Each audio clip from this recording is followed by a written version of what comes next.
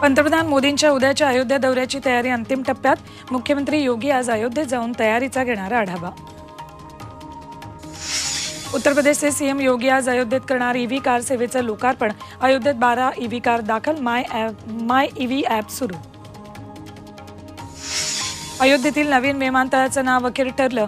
महर्षी वाल्मिकी आंतरराष्ट्रीय विमानतळ अयोध्या धाम असं असणार. सूत्रांची माहिती. राम मंदिर प्राणप्रतिष्ठा सोहळ्याच्या पार्श्वभूमीवर 50,000 कोटींची उलाढाल होण्याचा अंदाज. मंदिरासंबंधित वस्तूंची विक्री वाढणार. अबुधाबीत पश्चिम आशियातल्या सर्वात मोठ्या हिंदू मंदिराची उंची 108 मीटर. दगडांपासून मंदिराची निर्मिती. मंदिर निर्मितीला 700 कोटींचा खर्च. देशात 22 जानेवारीला राम मंदिर प्राणप्रतिष्ठा तर 14 फेब्रुवारीला अबुधाबीतल्या पहिल्या हिंदू मंदिराचं लोकार्पण. दोन्ही सोहळे पंतप्रधानांच्या हस्ते होणार. भारतासाठी वेदर सॅटेलाइटची निर्मिती. नव्या वर्षात प्रक्षेपण. इस्रोचे प्रमुख डॉक्टर एस सोमनाथ यांची माहिती. 1 जानेवारीपासून महारेराच्या प्रमाणपत्राशिवाय प्रॉपर्टी एजंटचा व्यवसाय करता येणार नाही. नियम न पाळल्यास कारवाई. काँग्रेसची सत्ता आल्यास महिलांना महिना 1,000 रुपये मानधन. नागपुरातल्या सभेत अध्यक्ष मल्लिकार्जुन खरगेंचं आश्वासन.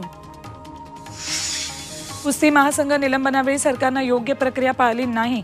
संजय सिंगांचा आरोप. सरकारशी चर्चा करणार अन्यथा कोर्टात जाणार. नमो ॲपच्या माध्यमातून भाजपच्या खासदारांच्या कामगिरीचा सर्व्हे. ॲपद्वारे जाणून घेणार खासदारांच्या कामगिरीवर मतदारांचा कौल. या वर्षात शेअर बाजारात देशात 1.57 कोटी गुंतवणूकदारांची नोंद.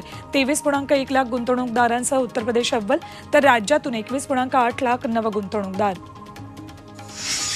कर्नाटकात दुकानांच्या पाट्यांवर आता 60% मजकूर कन्नड भाषेत. सिद्धरामय्या सरकारचा अध्यादेश. पाट्या बदलण्यासाठी 28 फेब्रुवारी अखेरची तारीख. मध्य रेल्वेला एप्रिल ते नोव्हेंबर महिन्यात 12,497 कोटींचा महसूल. 8 महिन्यातील दमदार कमाई. मेट्रोच्या संचलन आणि देखभालीसाठी MMRDAकडून 155 कोटींचा निधी. मेट्रो 2A आणि मेट्रो 7 साठी महामुंबई मेट्रोला आर्थिक अडचण. वर्ध्यात अंगणवाडी कर्मचाऱ्यांचं चटणी भाकर आंदोलन. वेतनश्रेणी निर्वाह भत्त्याच्या मागण्यांसाठी हजारो कर्मचाऱ्यांचा 25 दिवसांपासून संप सुरूच. कोल्हापुरातील अदानी हायड्रो इलेक्ट्रिक वीज निर्मिती प्रकल्पाचं काम बंद पाडलं. पाटगाव धरण बचाव समितीसह सर्व पक्षांचं आंदोलन. कल्याण डोंबिवली परिसरात फेरीवाल्यांमुळे सर्वसामान्य त्रस्त. मात्र महापालिका पथकातील कर्मचाऱ्यांच्या कारवाईऐवजी फेरीवाल्यांशीच गप्पा. सदावर्तेंचे मेहुणे आणि एसटी बँकेचे व्यवस्थापकीय संचालक सौरभ पाटीलची हकालपट्टी. पदाचे निकष पूर्ण करू न शकल्यानं सहकार खात्याची कारवाई. सोन्याच्या दरात पुन्हा 430 रुपयांनी वाढ. 24 कॅरेट सोन्याचा दर 64,250 रुपये तोळा. नाशिक शहरभर आजपासून चोख नाकाबंदी. 31च्या पार्श्वभूमीवर मद्यपान करून वाहन चालवणाऱ्यांवर पोलिसांची करडी नजर. 31 डिसेंबरला सेलिब्रेशन निमित्त मुंबईत जास्तीच्या लोकल रात्री उशिरापर्यंत धावणार. मध्य हार्बरसह 12 विशेष लोकलची सोय. रशियातल्या सध्याच्या अशांत स्थितीतही भारत रशिया संबंध प्रगतीपथावर. रशियाचे राष्ट्राध्यक्ष पुतीन यांचं प्रतिपादन. आफ्रिकेत दुर्घटनेमध्ये 40 जण ठार. रसायनाचा टँकर उलटताच तेल चोरण्यासाठी गर्दी.